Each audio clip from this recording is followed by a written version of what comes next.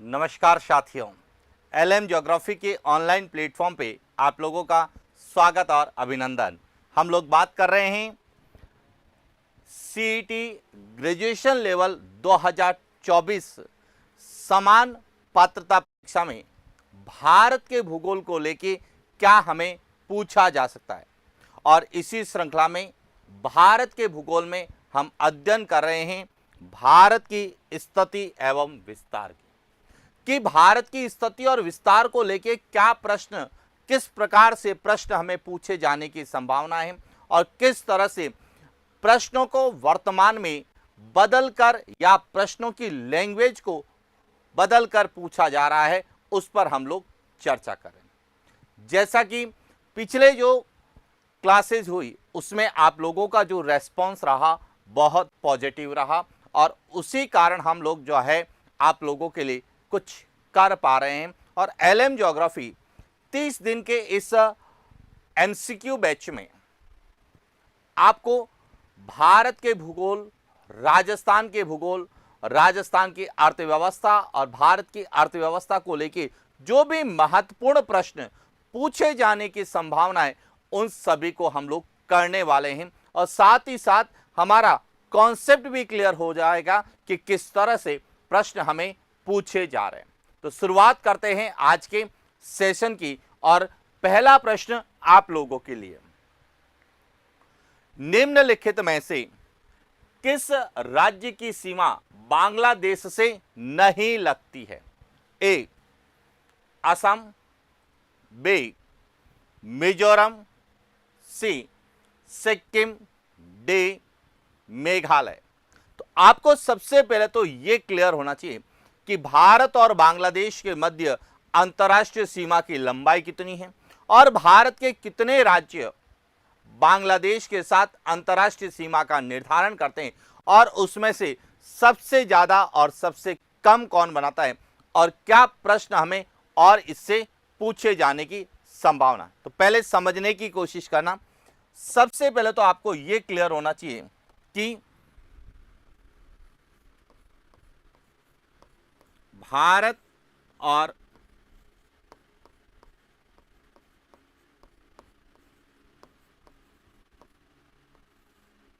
बांग्लादेश, भारत और बांग्लादेश के मध्य जो अंतर्राष्ट्रीय सीमा है उसकी लंबाई कितनी है? 4096.7 किलोमीटर। पहले तो ये क्लियर होना चाहिए और इससे हमें यह क्लियर होता है कि भारत के साथ सर्वाधिक अंतर्राष्ट्रीय सीमा बनाने वाला देश कौन सा है? बांग्लादेश, जो सबसे ज्यादा 4096.7 किलोमीटर अंतर्राष्ट्रीय सीमा का निर्धारण करता है। अब सेकेंड पॉइंट कि भारत के कितने राज्य बांग्लादेश के साथ सीमा का निर्धारण करते हैं। तो देखिए, यदि हम बात करें तो पश्चिम बंगाल,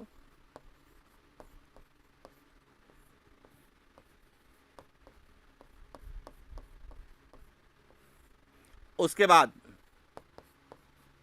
असम, उसके बाद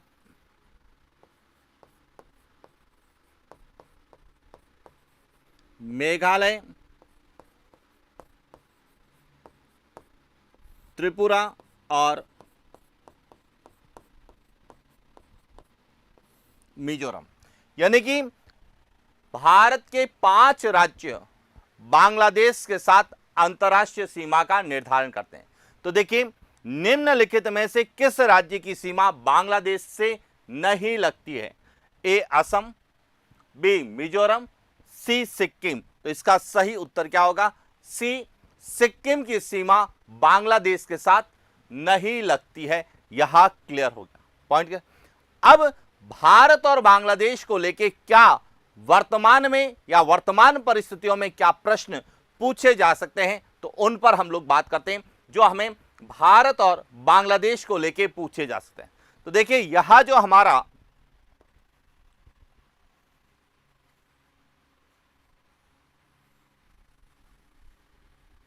भारत है,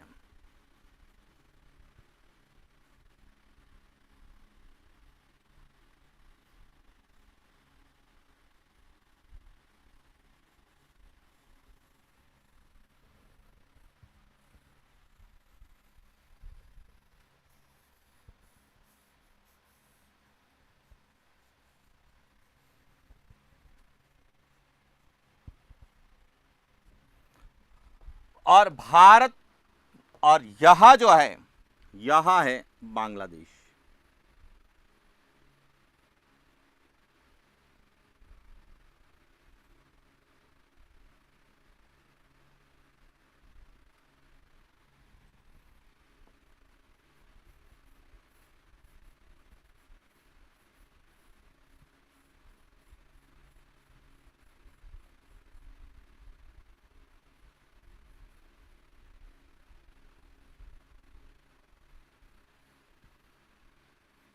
अब यहां समझने की कोशिश करना, जो प्रश्न भारत और बांग्लादेश को लेके पूछा, सबसे पहले तो बांग्लादेश के साथ कौन कौन से राज्य सीमा बनाते हैं।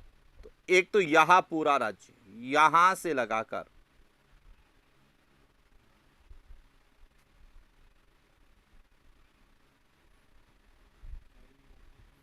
यहां है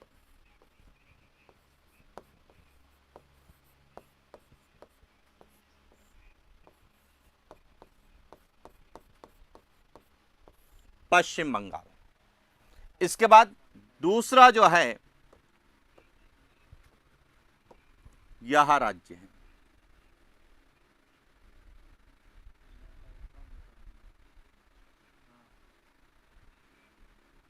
यहां है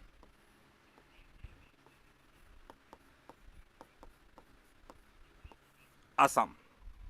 तीसरा जो राज्य है वह है यहां,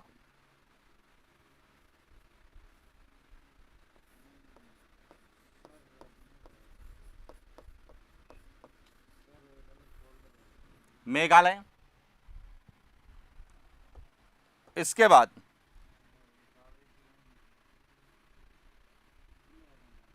यहां है त्रिपुरा, और इसके बाद यहां है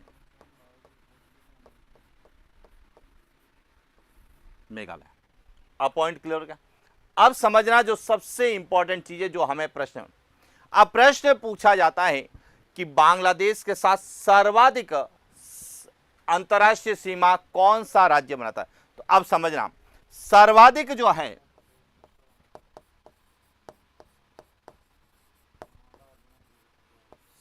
सर्वाधिक अंतरराष्ट्रीय सीमा जो है कौन बनाता है, पश्चिम बंगाल। और आपसे पूछा न्यूनतम, तो न्यूनतम जो है वह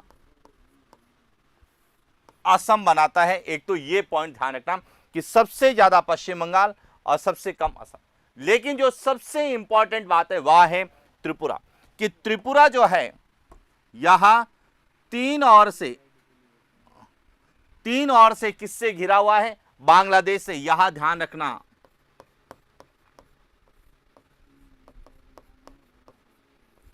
तीन ओर से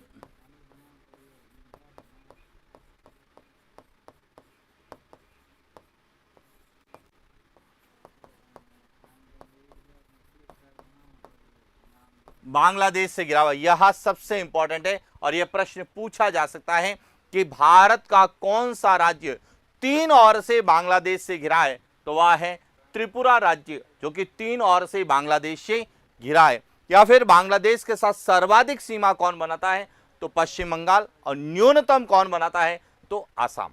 क्लियर हो गया। अब बात करें भारत और बांग्लादेश के मध्य जो सीमा विवाद थे, उन सीमा विवाद को लेके एक समझौता हुआ था, जिसे हम 100वां संविधान संशोधन कहते हैं। और 100वां संविधान संशोधन के तहत यह भी ध्यान रखना,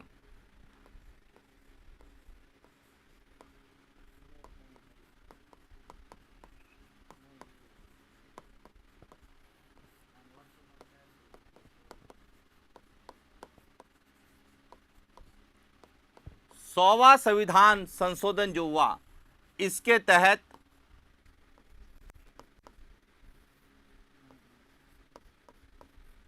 भारत और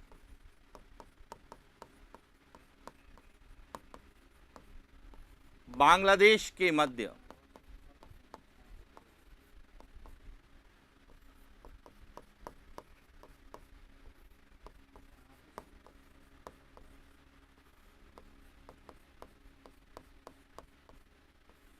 सीमा विवाद किए हुए थे, जो है समाप्त किया गया था। तो अब भारत और बांग्लादेश के मध्य जो मुख्य सीमा विवाद थे, इसमें एक तो था 2.5 गज गलियारा, जिसे हम 3 बीघा कॉरिडोर के नाम से जानते थे। वह भारत और बांग्लादेश के मध्य सीमा विवाद था, जिसको जो है समाप्त किया। दूसरा जो सीमा विवाद था वह था न्यू मोर द्वीप को, जो कि भारत और बांग्लादेश के मध्य राजनीतिक अधिकार को लेके जो एक विवाद बना हुआ था, तो वह अब द्वीप जलमग्न हो गया है, इसीलिए अब वह भी विवादित नहीं है। लेकिन प्रश्न आता है कि कौन कौन से विवाद अभी भी भारत और बांग्लादेश के मध्य हैं। तो भारत और बांग्लादेश के मध्य जब हम विवादों की बात करते हैं तो इसमें सबसे प्रमुख आता है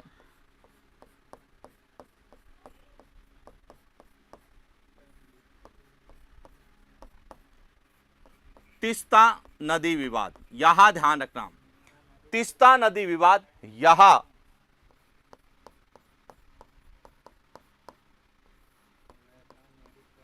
तीस्ता नदी परियोजना से, जो कि भारत और बांग्लादेश के मध्य विवाद का कारण है। दूसरा है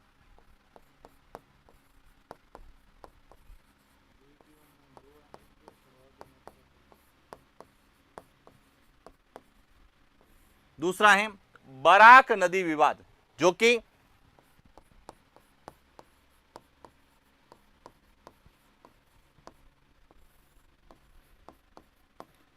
तिपाई मुख परियोजना के कारण है कि मणिपुर में बराक नदी पर एक परियोजना बनाई गई जिसे तिपाई मुख परियोजना कहते हैं, और यह इस परियोजना को लेके भारत और बांग्लादेश के मध्य विवाद है।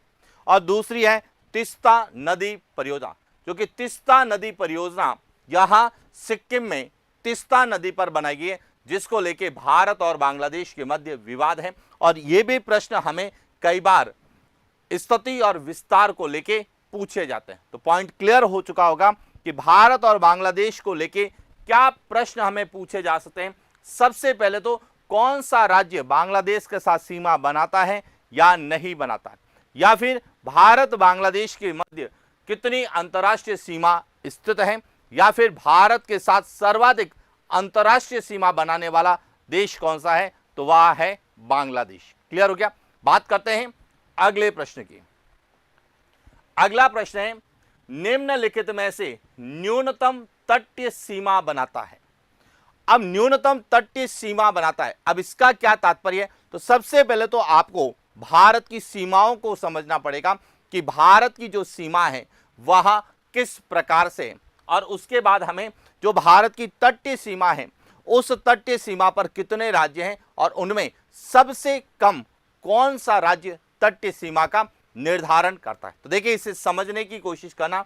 यहां जो हमारा भारत है जो आपको दिख रहा होगा, इसमें सबसे पहले हम बात करते हैं भारत की स्थलीय सीमा की। तो यहां जो सीमा है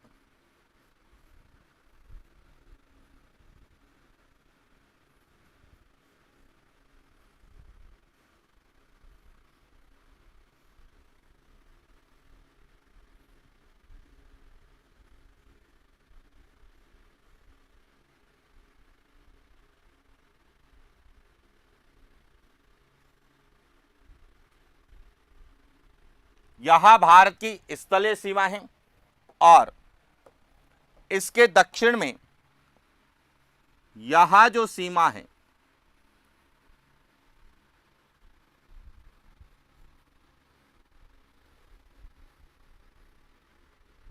यहां भारत की तटीय सीमा है।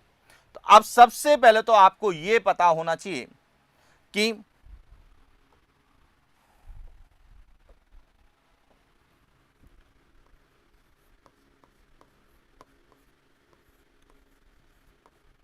भारत की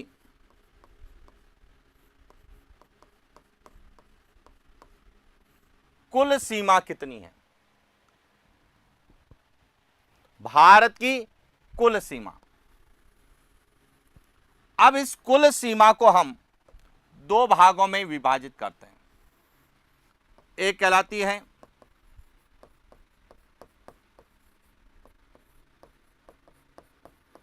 स्थलीय सीमा और दूसरी है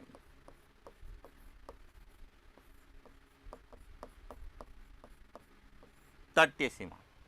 और इस तटीय सीमा में भी हमें पूछा जाता है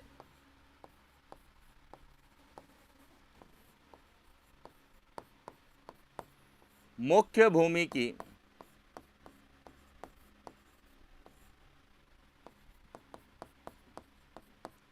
तटीय सीमा। एक तो ये फ्लो चार्ट आपको क्लियर होना चाहिए।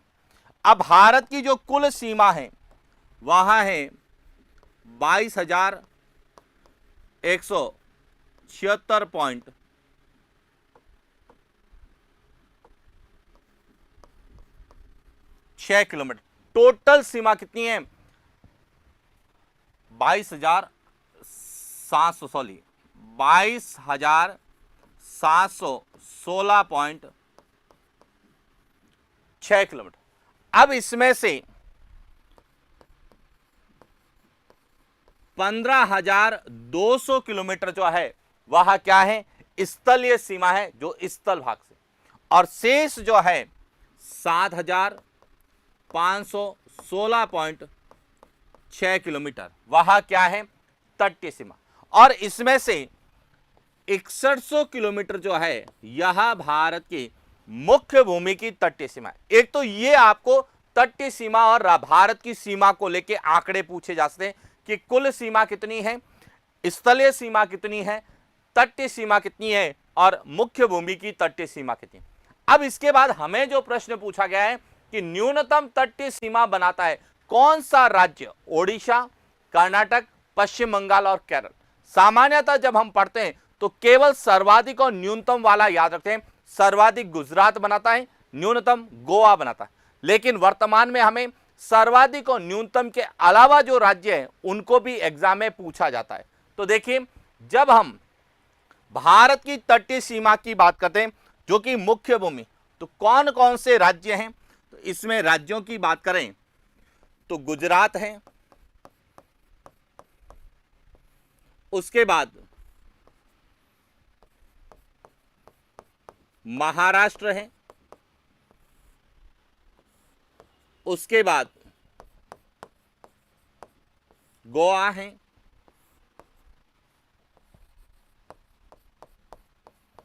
कर्नाटक है और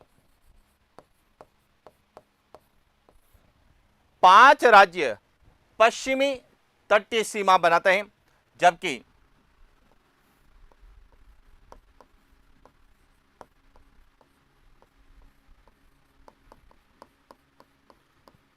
पश्चिम बंगाल,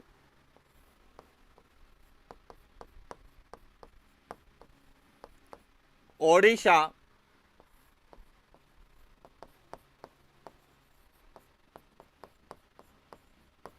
आंध्र प्रदेश और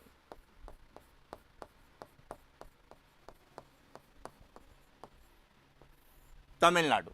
ये 4 राज्य पूर्वी तटीय सीमा का, यानी कि भारत के कुल 9 राज्य हैं जो कि तटीय राज्य।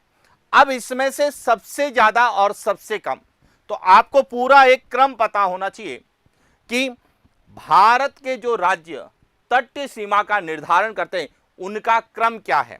तो देखिए, यदि हम क्रम की बात करें तो सबसे पहले है गुजरात। सर्वाधिक तटीय सीमा कौन बनाता है? गुजरात। और कितनी बनाता है?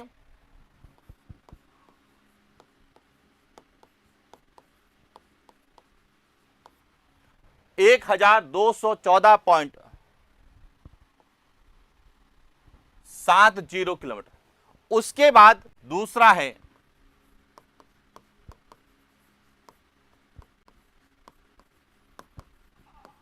आंध्र प्रदेश, तीसरा है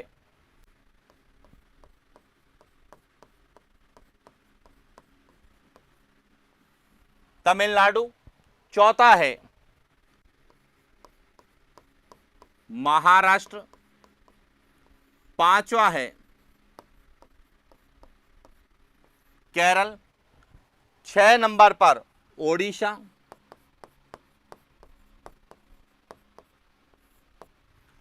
7 नंबर पर कर्नाटक, 8 नंबर पर पश्चिम बंगाल और 9 नंबर पर है गोवा। और गोवा जो है यह कितनी बनाता है? लगभग 101 किलोमीटर।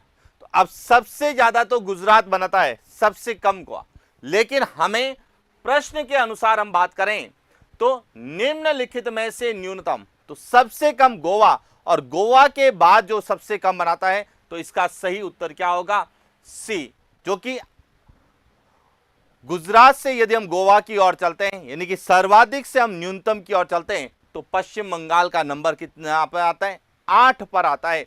इसीलिए निम्नलिखित में से न्यूनतम तटीय सीमा कौन बनाता है?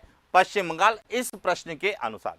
तो अब आपको तटीय सीमा को लेकर जितने भी प्रश्न पूछे जाएंगे, या तो इस फ्लो चार्ट में से पूछे जाते हैं कि भारत की कुल सीमा कितनी है, स्थलीय सीमा कितनी है, तटीय सीमा कितनी है, मुख्य भूमि की सीमा कितनी है। जो भी भारत की सीमाओं को लेकर आंकड़े पूछे जाते हैं वह इसी में से पूछे जाते हैं। दूसरा हमें पूछा जाता है तटीय सीमा को, तो तटीय सीमा पर कितने राज्य हैं और सबसे ज्यादा से जो है न्यूनतम का क्रम। और कई बार यहां पर वह रीजनिंग लगा देते हैं, एक को छोड़कर एक हमें ऑप्शन में देते हैं। तो ध्यान रखना, जब भी आपको तटीय सीमा में एक से अधिक राज्य पूछे कि न्यूनतम तटीय सीमा बनाने वाले या तटीय सीमा बनाने वाले राज्यों का आरोही या अवरोही क्रम, तो आपको सदैव वहां पर रीजनिंग को चेक करना है कि गुजरात के बाद आना चाहिए आंध्र प्रदेश, आंध्र प्रदेश के बाद कौन सा आना चाहिए? तमिलनाडु, तमिलनाडु के बाद में महाराष्ट्र, महाराष्ट्र के बाद में केरल, केरल के बाद में ओडिशा, ओडिशा के बाद में कर्नाटक, कर्नाटक के बाद में पश्चिम बंगाल, और सबसे लास्ट में क्या आना चाहिए? गोवा। यानी कि यहां 9 के 9 राज्य आपको पता होना चाहिए, जिसमें 5 पश्चिमी तट पर हैं और 4 पूर्वी तट पर हैं। अब यहां पर एक और पॉइंट पूछा जा सकता है कि पूर्वी तट पर न्यूनतम तटीय सीमा बनाने वाला राज्य कौन सा है? तो ध्यान रखना, न्यूनतम कौन बनाएगा?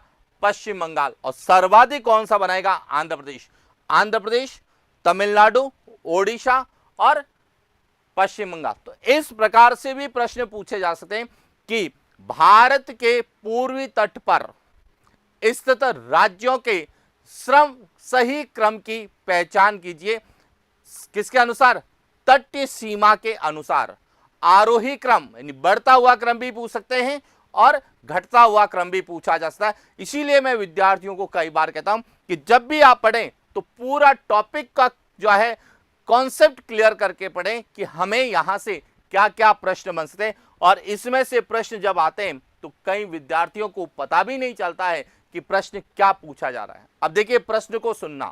प्रश्न पूछा जाए कि पूर्वी तट पर स्थित राज्यों का आरोही क्रम बताइए। कोष्टक में लिखेगा तटीय सीमा के अनुसार। यानी कि पहले तो आपको यह पता होना चाहिए कि पूर्वी तट पर कितने राज्य जो तटीय सीमा बनाते हैं? 4। अब उनका आरोही क्रम पूछा है, यानी कि कम से अधिक।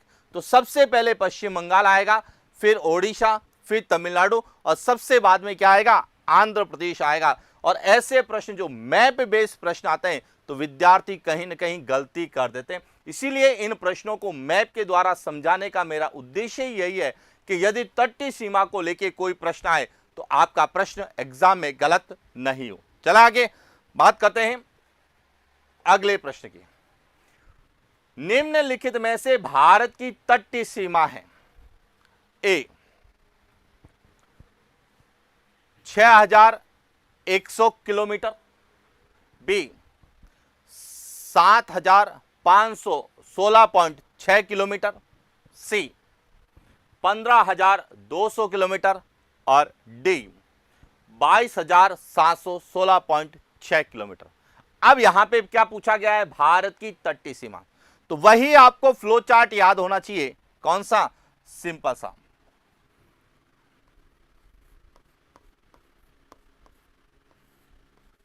भारत की कुल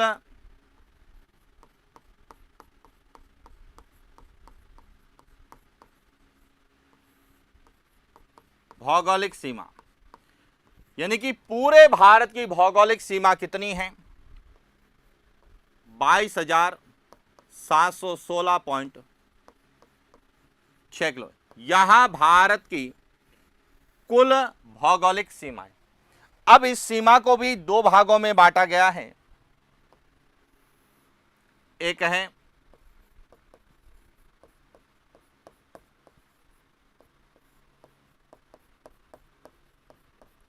स्थलीय सीमा और दूसरी है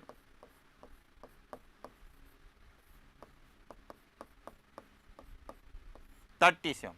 स्थलीय सीमा का मतलब वह सीमा जो स्थल भाग से लगती है, और भारत की स्थलीय सीमा है 15,200 किलोमीटर।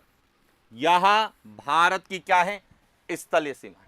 और शेष जो सीमाएं 22,716.6 में से यदि हम 15,200 निकालते हैं तो यहां पर बचेगा 7,516.6 किलोमीटर। यह भारत की क्या है? तटीय सीमा है। तो अब प्रश्न क्या पूछा है? निम्नलिखित में से भारत की तटीय सीमा है, तो इसका सही उत्तर क्या है? बी है 7,516.6। लेकिन यदि यही प्रश्न पूछा जाए कि भारत की मुख्य भूमि की तटीय सीमा, तो अब समझना यहां से भारत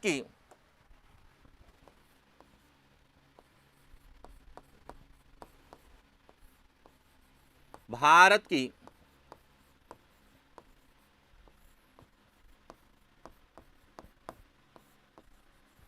मुख्य भूमि की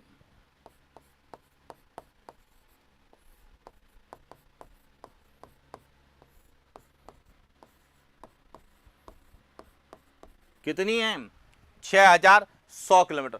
और इस प्रकार के प्रश्न कई बार हमें एग्जाम में देखने को मिलते हैं। तो केवल एक ही फ्लो चार्ट से भारत की भौगोलिक जो सीमा है उसका कोई भी यदि आंकड़ा पूछा जाएगा तो वह इसी के संदर्भ में पूछा जाएगा।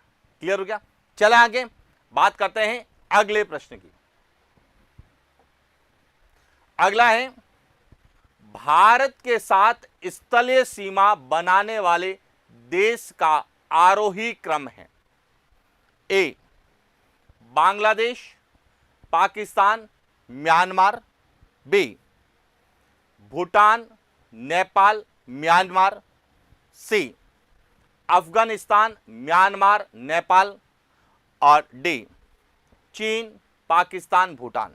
अब यहां सबसे इंपॉर्टेंट है कि भारत के साथ स्थलीय सीमा बनाने वाले देश, कि भारत के साथ कौन कौन से देश स्थलीय सीमा बनाते हैं, पहले तो यह क्लियर होना चाहिए, और फिर वह कितनी सीमा का निर्धारण करते हैं यह क्लियर होना चाहिए, और उसके बाद हमें क्या क्लियर होना चाहिए कि यहां कितनी सीमा बनाते हैं। तो अब समझना यहां से,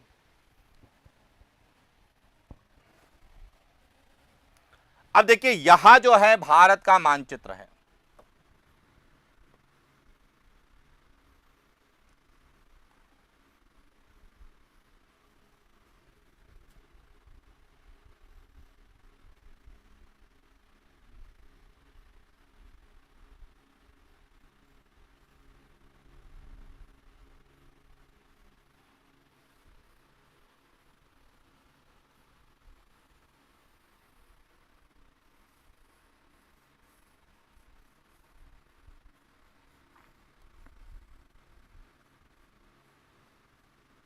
यहां भारत का मानचित्र। अब एक एक पॉइंट समझना। सबसे पहले जो सबसे ज्यादा बनाता है वह है बांग्लादेश, यानी कि सबसे पहले किसका नाम आएगा?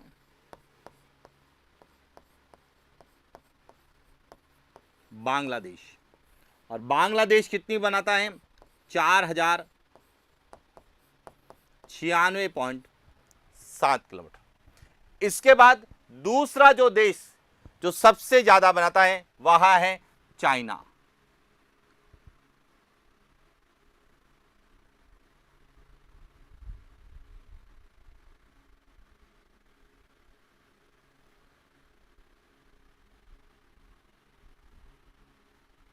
यहां है चीन या चाइना, जो कि कितनी बनाता है 3,488 किलोमीटर। इसके बाद तीसरा जो है वह है पाकिस्तान।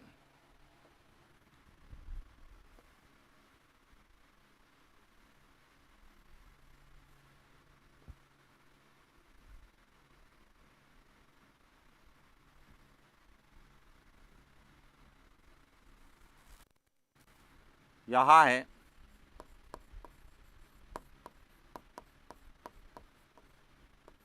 पाकिस्तान, जो कि 3,323 किलोमीटर बना था। इसके बाद है नेपाल, यहां है नेपाल,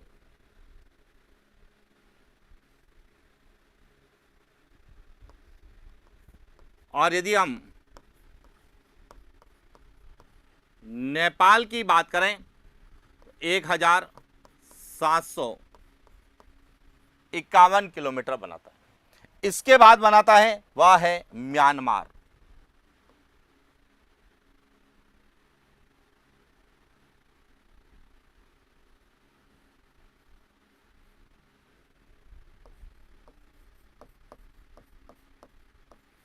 और म्यांमार जो है यहां बनाता है 1,643 किलोमीटर। उसके बाद बनाता है वह है भूटान, यहां है भूटान,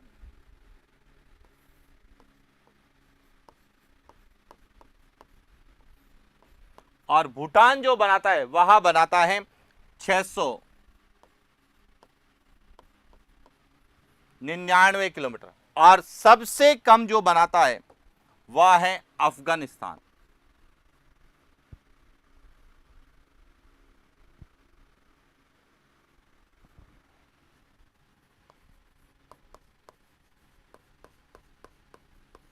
अफगानिस्तान सबसे कम अंतर्राष्ट्रीय सीमा बनाता है। और कितनी बनाता है 106 किलो। अब आपको यह तो थ्योरेटिकली सब कुछ क्लियर है कि सबसे ज्यादा बांग्लादेश है, उसके बाद चीन है, उसके बाद पाकिस्तान है, उसके बाद नेपाल है, उसके बाद म्यांमार है, भूटान है और अफगानिस्तान। लेकिन हमें जब आरोही और अवरोही क्रम पूछा जाता है तो हमें यहां सभी देश, कितने देश, 1 2 3 4 5 6 और 7 देश नहीं पूछे जाते, केवल 3 या 4 देश पूछा जाता है। तो अब समझना यहां से कि प्रश्न के अनुसार जब हमें पूछा गया है कि भारत के साथ स्थलीय सीमा बनाने वाले देश का आरोही क्रम क्या है, तो हमें पता होना चाहिए कि सबसे पहले कौन बना रहा है, सबसे ज्यादा बांग्लादेश बनाता है। आंकड़े याद रखने की आवश्यकता नहीं है। उसके बाद चीन, फिर पाकिस्तान, उसके बाद नेपाल, इसके बाद म्यांमार, फिर भूटान, और सबसे कम कौन बनाता है,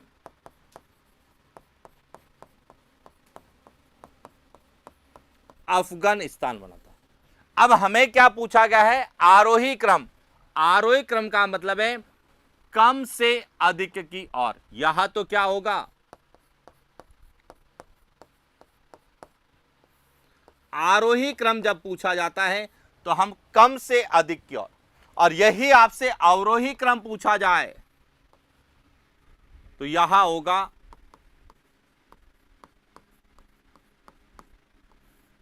अवरोही क्रम। और जिन विद्यार्थियों ने इस प्रकार से अध्ययन कर रखा है आरोही क्रम और अवरोही क्रम को, तो उन विद्यार्थियों का ऐसे प्रश्न कभी गलत नहीं होंगे। अब देखिए, आरोही क्रम पूछा गया है तो सबसे पहले क्या आना चाहिए, अफगानिस्तान आना चाहिए। अब देखिए, सबसे पहले अफगानिस्तान 1 में है, अफगानिस्तान के बाद क्या आना चाहिए, भूटान, भूटान के बाद क्या आना चाहिए, म्यांमार, और म्यांमार के बाद क्या आना चाहिए, नेपाल। यहां देखिए इसका सही उत्तर क्या हो गया, सी। अब देखिए यहां पर भूटान, नेपाल और म्यांमार है। भूटान सही है लेकिन म्यांमार पहले आएगा, नेपाल, इसलिए यहां गलत है। अब इसमें बांग्लादेश, पाकिस्तान और बांग्लादेश, पाकिस्तान और म्यांमार सही तो है, लेकिन वह अवरोही क्रम के अनुसार सही है, आरोही क्रम के अनुसार सही नहीं है। और चीन, पाकिस्तान और भूटान, चीन, पाकिस्तान और भूटान, यह क्रम आरोही क्रम के अनुसार गलत है, अवरोही क्रम के अनुसार क्या है, सही है। तो यह ध्यान रखना, आरोही क्रम में कम से अधिक की ओर जाना है और अवरोही में अधिक से कम की ओर आना है। और जब ऐसे प्रश्न पूछे जाते हैं तो सामान्य विद्यार्थी जो रटने वाला है वह विद्यार्थी इन प्रश्नों को सही नहीं कर पाता है, कहीं ना कहीं क्या कर देता है, गलती करता है। तो पॉइंट क्लियर हो चुका होगा कि किस तरह से हमें प्रश्न एग्जाम में पूछे जा सकते हैं भारत की स्थिति और विस्तार को, जिसमें ग्लोबीय स्थिति के अंतर्गत अक्षांशीय और देशांतरीय विस्तार के आधार पर पूछे जाते हैं और भौगोलिक स्थिति के अंतर्गत हमें सीमाओं के बारे में, अंतर्राष्ट्रीय सीमा को लेके, स्थलीय सीमा को लेके, तटीय सीमा को लेके प्रश्न पूछा था। और कई बार हमें स्थिति और विस्तार को वर्तमान की घटनाओं के साथ जोड़कर, यानी कि करंट के साथ जोड़कर पूछे जाते हैं। तो करंट के साथ क्या प्रश्न बन सकते हैं, उन पर भी हम लोग बात करते हैं। तो देखिए अगला प्रश्न है कि भारत और चीन के मध्य विवादित नत्थी वीजा का संबंध किस राज्य से है।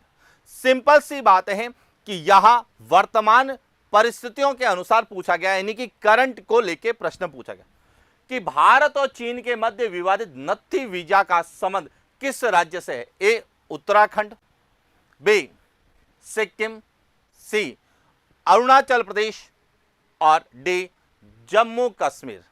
अब समझना सबसे पहले तो नत्थी वीजा क्या है।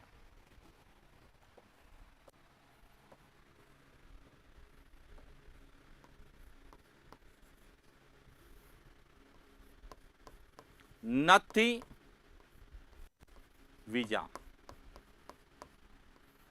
जिसे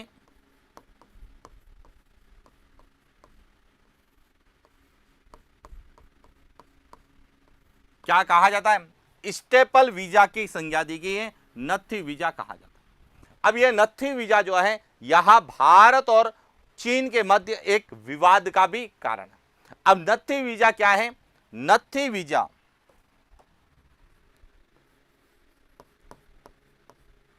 चीन द्वारा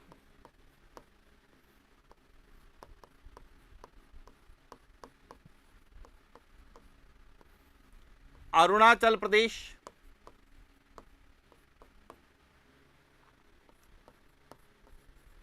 लद्दाख के लोगों को दिया जाने वाला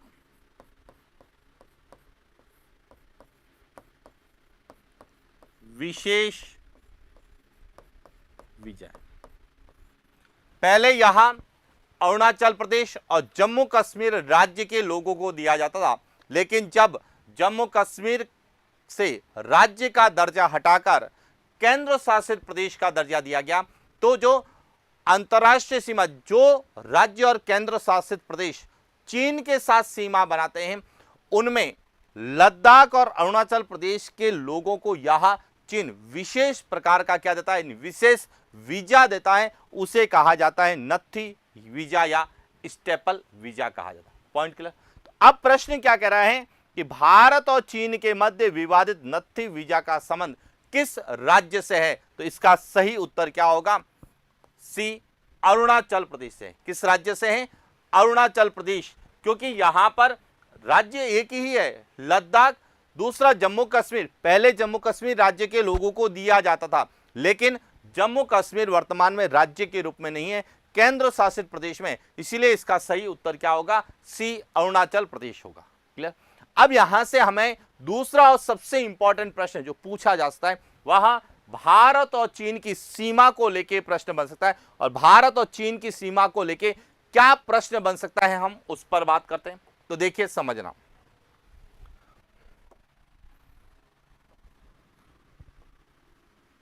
यह भारत है।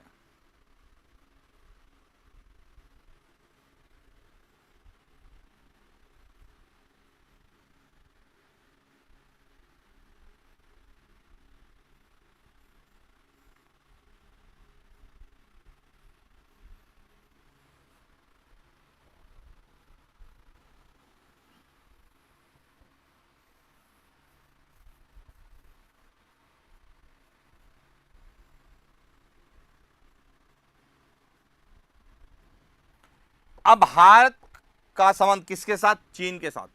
तो यहां से चीन की सीमा जो है शुरू होती, इस तरह से चलती, यहां तक है, इसके बाद यहां पर है और इसके बाद यहां पर। बीच में जो है यहां जो भाग है, यहां नेपाल का भाग है और यहां भूटान का भाग। तो अब सबसे पहले तो आपको यह पता होना चाहिए कि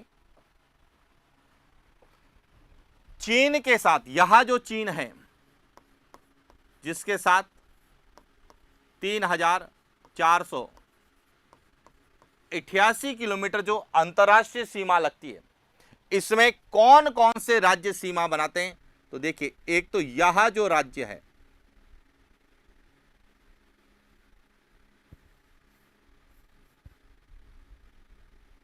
यह राज्य सीमा बनाता है और इसका नाम है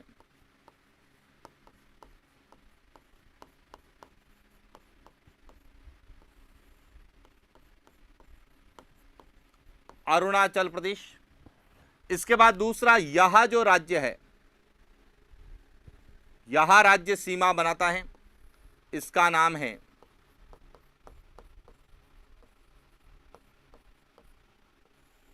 सिक्किम। इसके बाद तीसरा, यह राज्य सीमा बनाता है,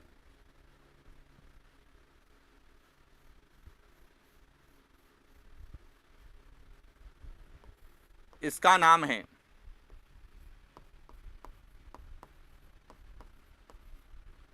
उत्तराखंड। और इसके अलावा यह राज्य सीमा बनाता है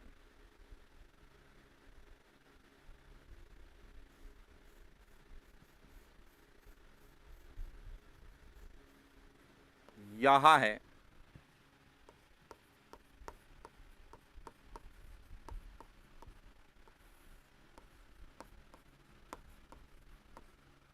हिमाचल प्रदेश। तो इस तरह से चीन के साथ भारत के 4 राज्य सीमा बनाते हैं और एक केंद्र शासित प्रदेश है, वह कौन सा है? लद्दाख। लद्दाख। क्लियर हो क्या? अब भारत और चीन के मध्य जो अरुणाचल प्रदेश के साथ जो यह अंतर्राष्ट्रीय सीमा लगती है, इसे क्या कहा जाता था?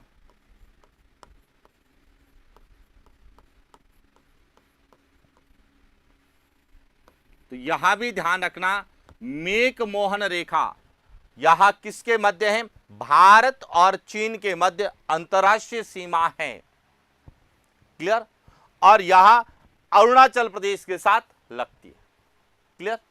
अब यहां पे जो है कि चीन के साथ सर्वाधिक कौन बनाता है? तो देखिए, सर्वाधिक जो है अंतर्राष्ट्रीय सीमा वह अरुणाचल प्रदेश बनाता है और न्यूनतम जो है वह कौन बनाता है? सिक्किम बनाता है।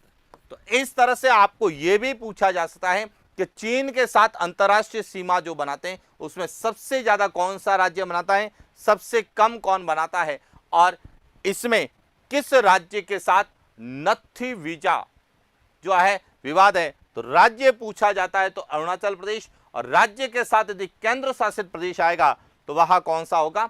लद्दाख। तो इस तरह से हमें भारत और चीन के मध्य, भारत और बांग्लादेश और भारत और म्यांमार को लेकर प्रश्न ज्यादा पूछे जाने की संभावना है। क्लियर? और साथ ही साथ यहां पर हम जो चीन के साथ भारत के जो प्रमुख दर्रे हैं, उनमें जो दर्रे सबसे ज्यादा पूछे जाते हैं उसमें एक तो है नाथुला दर्रा, जो कि कहां पर है? सिक्किम में। एक तो आपको याद रखना है,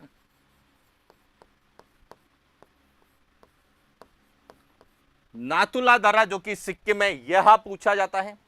दूसरा जो है उत्तराखंड का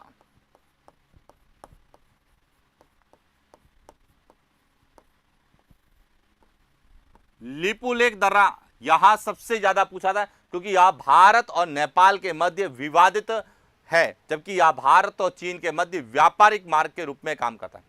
इसी तरह से हिमाचल प्रदेश का जो है वह है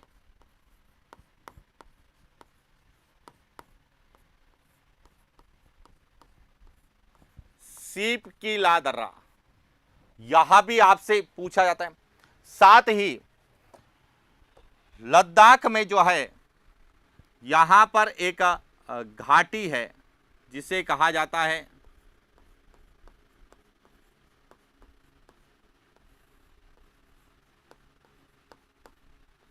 गलवान घाटी, जो कि भारत और चीन के मध्य विवाद का कारण है, यह भी पूछा जा सकता है। इसी तरह से सिक्किम में यहां पर जो है वह है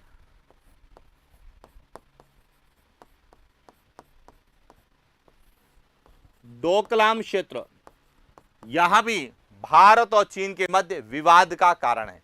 तो ये जो भारत और चीन के मध्य जो प्रमुख विवादित क्षेत्र हैं, जो राज्य हैं, जो अंतर्राष्ट्रीय सीमा बनाने वाले चीन के साथ राज्य हैं, इनको लेके प्रश्न पूछे जाने की संभावनाएं ज्यादा। तो चीन को लेके जो मुख्य जो प्रश्न हमें एग्जाम में पूछे जा सकते हैं उसके बारे में चर्चा की। इसके बाद बात करते हैं अगले प्रश्न की। अगला प्रश्न है कि निम्नलिखित में से कौन सा राज्य वाइब्रेंट विलेज योजना में शामिल नहीं है? ए हिमाचल प्रदेश, बी अरुणाचल प्रदेश, सी सिक्किम, डी नागालैंड। अब सबसे पहले तो आपको यह पता होना चाहिए कि वाइब्रेंट विलेज योजना क्या है। अब समझना कि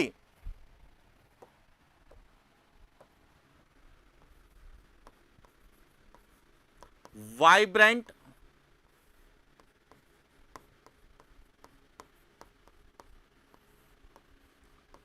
विलेज योजना, यहां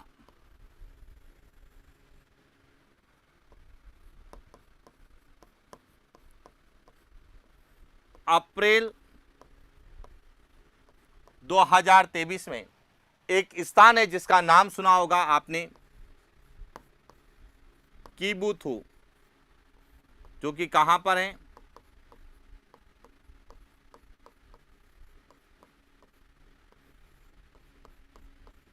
अरुणाचल प्रदेश।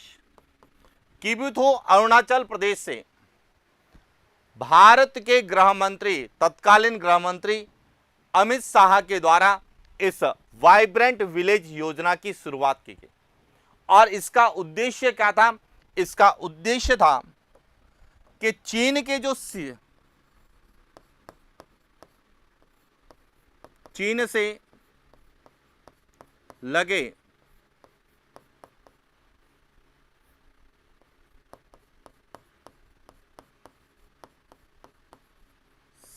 सीमावर्ती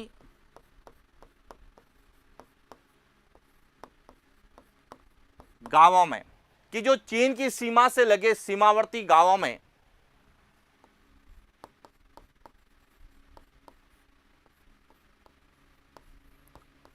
आधारभूत सुविधा एवं इंटरनेट से जोड़ने की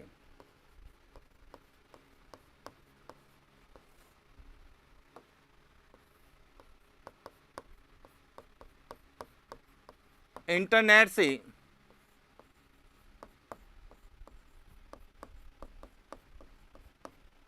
जोड़ने की, कि वह राज्य जो चीन के साथ अंतर्राष्ट्रीय सीमा बनाता है, उन राज्यों के जो गांव जो चीन की सीमा के समीप स्थित है, उन गांवों में आधारभूत सुविधा, विशेष रूप से सड़क, बिजली, पानी और साथ ही साथ इंटरनेट की सुविधा जो है वहां उपलब्ध करवाने के उद्देश्य से वाइब्रेंट विलेज योजना की शुरुआत की।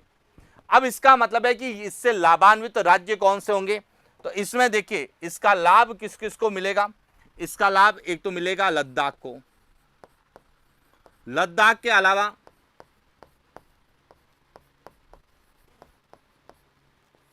हिमाचल प्रदेश को, हिमाचल प्रदेश के अलावा उत्तराखंड, उत्तराखंड के अलावा सिक्किम और सिक्किम के अलावा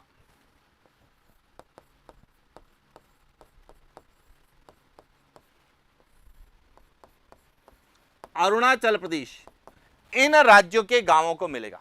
इसका मतलब जो चीन की सीमा के साथ लगे हुए हैं उन राज्यों को जो है वाइब्रेंट विलेज योजना का लाभ मिलेगा। अब इसमें से कौन सा ऐसा राज्य जो चीन के साथ सीमा का निर्धारण नहीं करता है? देखिए, हिमाचल प्रदेश करता है, अरुणाचल प्रदेश करता है, सिक्किम करता है, लेकिन नागालैंड नहीं करता है। इसीलिए इसका सही उत्तर क्या होगा?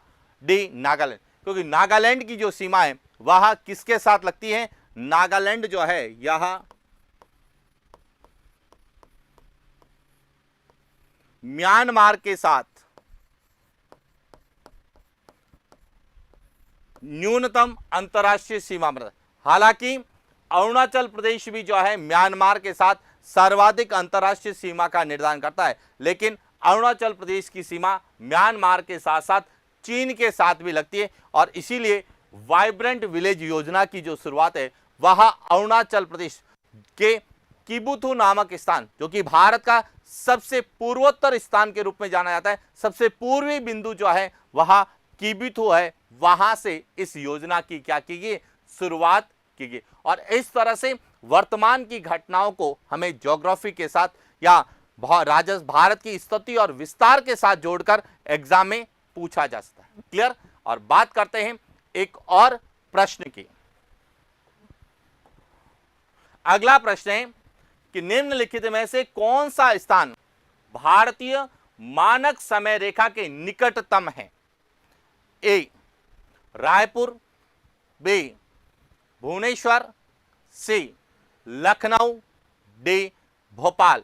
और यह भी प्रश्न बहुत एग्जाम में पूछे जाते हैं कि कौन सा राज्य या कौन सा स्थान या किस राज्य से भारतीय मानक समय रेखा गुजरती है या कौन सा स्थान भारतीय मानक समय रेखा के क्या है? निकट। अब समझना यहां से सबसे पहले तो आपको यह क्लियर होना चाहिए कि भारतीय मानक समय रेखा है क्या।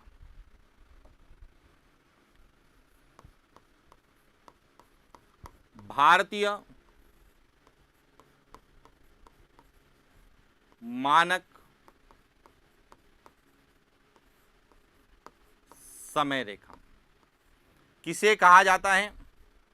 82 डिग्री 30 मिनट पूर्वी देशांतर को कहा जाता है। क्लियर हो क्या? और यह जो रेखा है यह भारत के लगभग मध्य से कहां से गुजरती है? तो ध्यान रखना, उत्तर प्रदेश के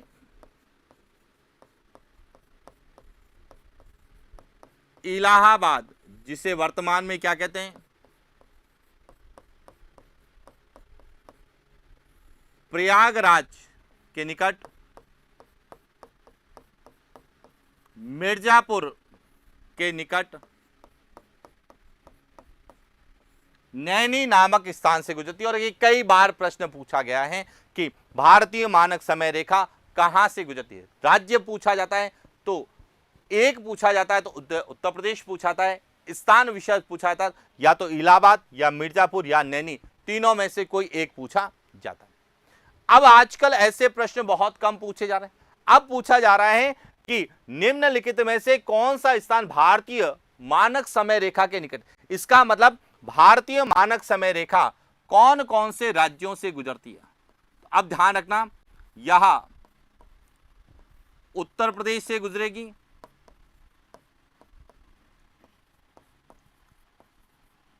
मध्य प्रदेश से गुजरेगी,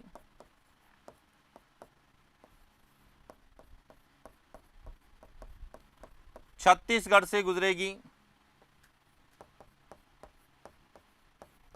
ओडिशा से गुजरेगी और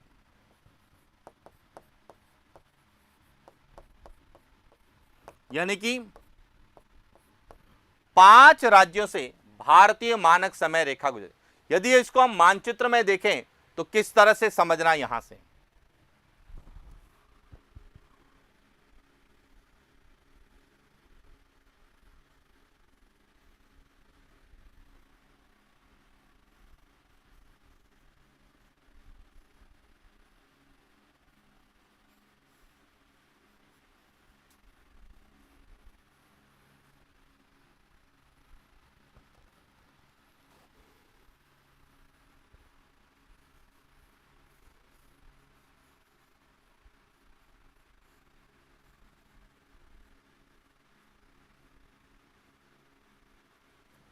सबसे पहला यह भारत का मानचित्र।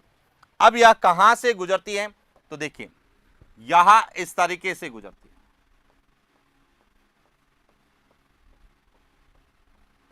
है, इस तरीके से गुजरती है, जिसमें यहां है उत्तर प्रदेश,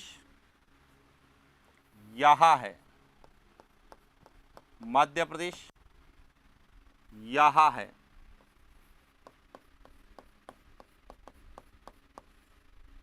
छत्तीसगढ़, यहां है ओडिशा और यहां है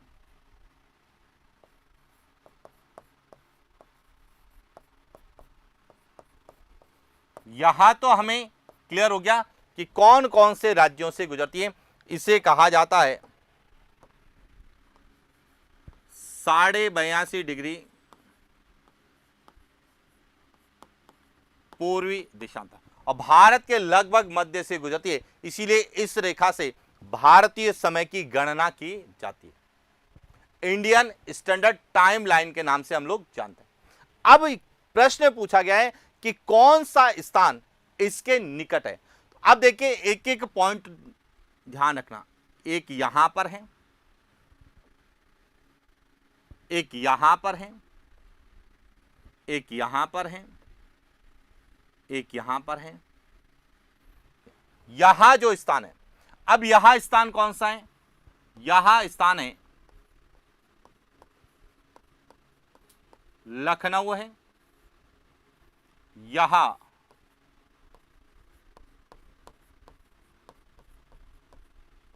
भोपाल है, यहां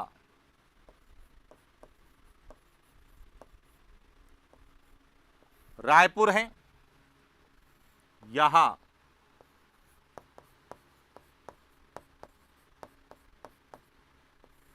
अमरावती है और यहां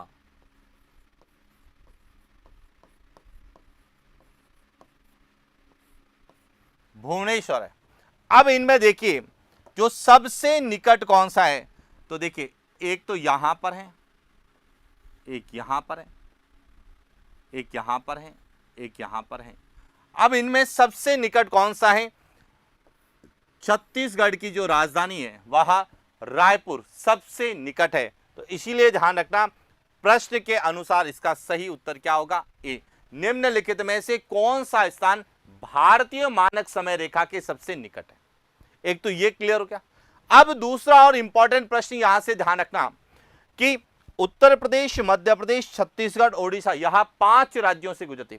इसमें से मध्य प्रदेश और छत्तीसगढ़ ऐसे राज्य हैं जहां से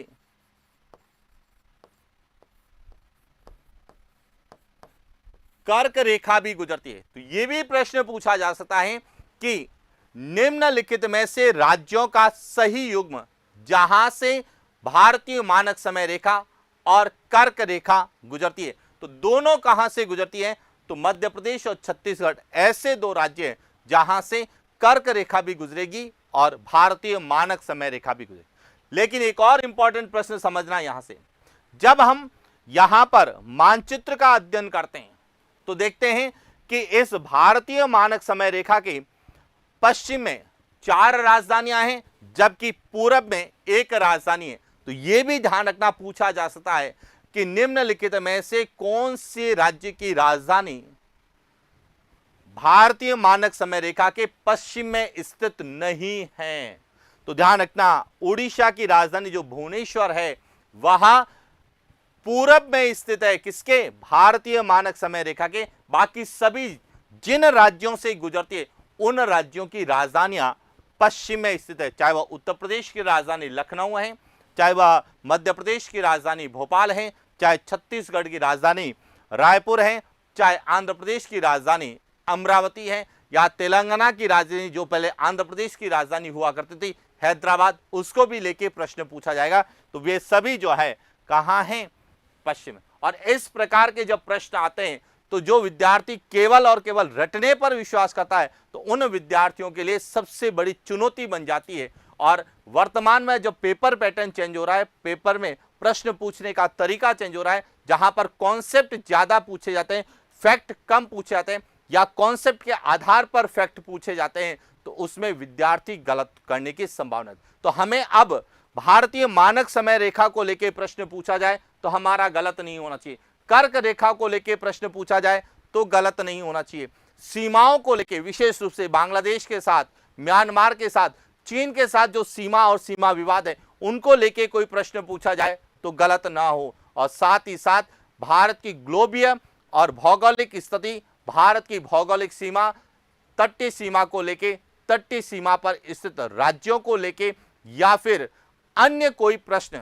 जिसके बारे में हमने अध्ययन किया है उनको लेके कोई प्रश्न पूछा जाए तो अब आपका प्रश्न गलत नहीं होना चाहिए। और इसी उद्देश्य को लेके एलएम ज्योग्राफी आप लोगों के लिए यहाँ एक निःशुल्क 30 डेज एमसीक्यू बैच लेके आया है, ताकि आप जो 45 दिन का हमें समय मिला है, इस 45 दिन में मात्र 1 घंटा डेली हम लोग यदि ज्योग्राफी को दें तो निश्चित रूप से हमें सफलता मिलेगी। और मेरा उद्देश्य प्रश्नों के साथ साथ उस टॉपिक को पूरा तैयार करवाना कि उस टॉपिक को लेके क्या क्या प्रश्न किस प्रकार से पूछे जा सकते हैं। और सरल प्रश्न तो सभी कर लेंगे, लेकिन जब कॉन्सेप्ट वाले प्रश्न आएंगे तो निश्चित रूप से कहीं न कहीं विद्यार्थी गलती करेंगे, और इस बार तो नेगेटिव मार्किंग भी है, तो गलती करना और अपने आप के पैरों पर कुल्हाड़ी मारने के समान होगा। तो इसलिए ध्यान रखना, ना हमें गलती करना है और हमें केवल प्रश्न की प्रकृति को समझना है, कॉन्सेप्ट को समझना है, और कॉन्सेप्ट के आधार पे प्रश्न का सही उत्तर क्या होगा इसकी जांच करके सही उत्तर हमें देना है। और इसी का अभ्यास हम इन प्रश्नों के माध्यम से कर रहे होंगे, और शायद आपको यह सेशन बहुत अच्छा लगा होगा। तो आप जो है अपना व्यू जो है कमेंट्स बॉक्स में जरूर लिखें, क्योंकि आपके व्यू के कारण हमें पॉजिटिव एनर्जी मिलती है। क्योंकि कई विद्यार्थी कमेंट्स करते हैं कि सर पीडीएफ, अब पीडीएफ का करोगे क्या यह बताइए। रिवीजन करने के लिए कुछ नहीं है, आपको दिन में 1 घंटा ही तो अच्छे से सुनना है, और दिन में 1 घंटा अच्छे से आपने सुन लिया, समझ लिया, तो पीडीएफ की जरूरत ही नहीं होगी। जो आपने सुना है, समझा है, उसको माइंड में इस तरह से सेट कर लीजिए कि आपको पीडीएफ छोड़िए किसी की भी जरूरत नहीं पड़ेगी, कोई नोट्स किताब की जरूरत नहीं पड़ेगी। क्योंकि विद्यार्थी पीडीएफ को लेके इतना भ्रमित हो गया है कि पीडीएफ में, अब बताइए जो मैंने यहां बताया इसका क्या समझ में आएगा पीडीएफ पे, जब तक आप वीडियो को नहीं देखें। और इसीलिए मैंने विद्यार्थियों को क्लियर कर रखा है, और आपको भी मैं सूचित करता हूं कि किसी प्रकार की कोई पीडीएफ अवेलेबल नहीं होगी, और न ही मैं पीडीएफ देने में विश्वास करता हूं। पीडीएफ कोई आपका कंटेंट हो, उसका पीडीएफ हो तो शायद हम लोग मान सकते हैं। और आपको तो यहां पर प्रश्नों की केवल प्रैक्टिस करनी है, क्योंकि हमने पहले ही टॉपिक आपको बता दिए कि कौन कौन से टॉपिक की क्लास होने वाली है। तो सबसे पहले हमने भारत की स्थिति और विस्तार की जो है, तो आपके पास जो नोट्स हैं, जो किताबें हैं, जो कंटेंट है, उस कंटेंट का रिवीजन करिए, उसको एक बार पढ़िए और इस क्लास को अटेंड करिए। निश्चित रूप से आपको सफलता मिलेगी। और पीडीएफ केवल और केवल आपको इतना बताएगी कि प्रश्न क्या है और इसका उत्तर क्या है, और प्रश्न और उत्तर की जो है आपको जांच करनी है, तो आपको क्लास को देखनी होगी। जब तक कॉन्सेप्ट क्लियर नहीं होगा तब तक आपके पीडीएफ का, इन प्रश्नों का या मेरे पढ़ाने का कोई उद्देश्य नहीं है। मेरे पढ़ाने का उद्देश्य सिर्फ इतना ही है कि हम जो पढ़ रहे हैं उसको एग्जाम में कैसे पूछा जाएगा, और यदि एग्जाम में पूछा जाता है तो उसे हमें कैसे सही करना है, और साथ ही उस टॉपिक को लेके, उस पॉइंट को लेके और क्या प्रश्न बन सकते हैं, यह पढ़ाने का मेरा उद्देश्य है। और न ही मुझे जो है ज्यादा प्रचार प्रसार की आवश्यकता है, और न ही मैं किसी चीज के लिए विद्यार्थियों को इस बारे में कहता हूं। विद्यार्थी जिनको पढ़ना है, जो पढ़ना चाहता है, और जिनको विश्वास है कि नहीं यहां जो पढ़ाया जा रहा है एग्जाम ओरिएंटेड है और एग्जाम में आने की संभावना है, और इसमें से यदि कोई प्रश्न मेरा आएगा तो परीक्षा में गलत नहीं होगा, इसी उद्देश्य से जो विद्यार्थी पढ़ता है उनका स्वागत है। और जिनको सिर्फ पीडीएफ चाहिए, या फिर जिनको सिर्फ और सिर्फ जो है कह सकते हैं छोटी सी कि मार्केटिंग व्यू के हिसाब से चाहिए, तो उन विद्यार्थियों को मेरा पहले से ही नमस्कार है। आज के लिए इतना ही, थैंक यू।